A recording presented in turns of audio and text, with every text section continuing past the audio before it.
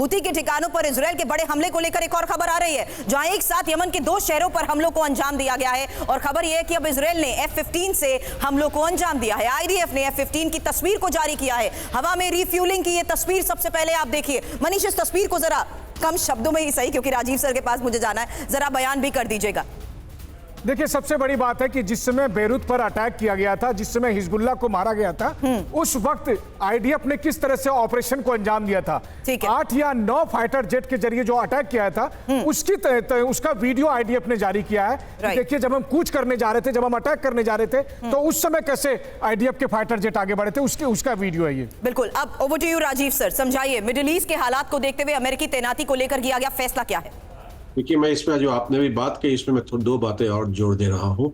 एक तो होदीदा और एक रास सीसा, ये दोनों पोर्ट एरियाज में रेड सी का है, उस पर काफी यमन का, वहां पर उन्होंने कई साइट्स पर उन्होंने हमला किया, जो अभी बात कर रहे थे कि कमजोर करने की बात है। अब अमेरिका की बात पर हम आते हैं।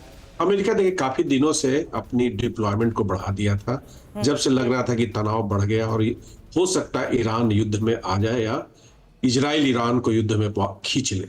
ये दोनों संभावनाओं को बहुत दिन से प्रतिक्रिया चल रही थी, चर्चाएं चल रही हैं। तो निश्चित देखिए, जिस तरह से बातें बढ़ी हैं और जिस तरह से इजराइल ने कहा है, उसने यूनाइटेड नेशंस में सीज फायर की जगह पर अपने अंतिम उद्देश्य की पूर्ति हेतु तक युद्ध करने की बात कही, तब से विश्व को उसने संदेश दे दिया कि हम आपकी बात नहीं सुनने वाले हैं और हम अपने कार्य में आगे बढ़ेंगे। और उसने तुरंत आक्रमण 2 दिन के पश्चात शुरू किया। पहले हिजबुल्लाह के कई ठिकानों पर मारा, कई लोगों को, करीब 1000 लोगों के मारे जाने की बात कही जा रही है। साथ साथ अब सेंट्रल बेरूत में गया।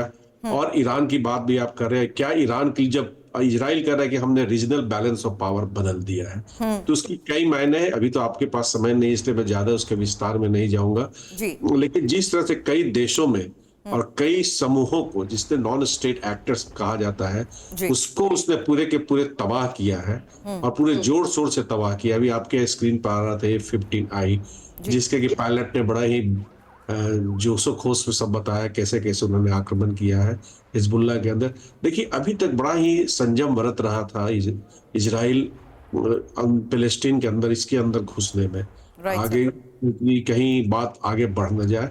लेकिन देखिए, अब उसने एक रेड लाइन क्रॉस कर दिया है। और आप जो बात कर रहे हैं कि हो सकता है जमीनी कार्रवाई हो, तो अभी देखिए रेड लाइंस क्रॉस होते जा रहे हैं। एक रेड लाइन नहीं, रेड लाइन के बाद रेड लाइन, जिसे कहा जा रहा था अंतर्राष्ट्रीय सुरक्षा समुदाय में, अंतर्राष्ट्रीय समुदाय वो क्रॉस कर रहा है। तो देखिए, ईरान के पास भी तो असला है, लेकिन अभी वह चाह रहा है कि अपने जो प्रॉक्सीज है उनके माध्यम से ही लड़ाई लड़ते रहे, नहीं तो अगर आगे बढ़ जाएगी बात, तो बात काफी। और यही वजह है कि उन्हीं प्रॉक्सी को सीधे तौर पर इजराइल स्पेशल ऑपरेशंस के जरिए कमजोर कर रहा है।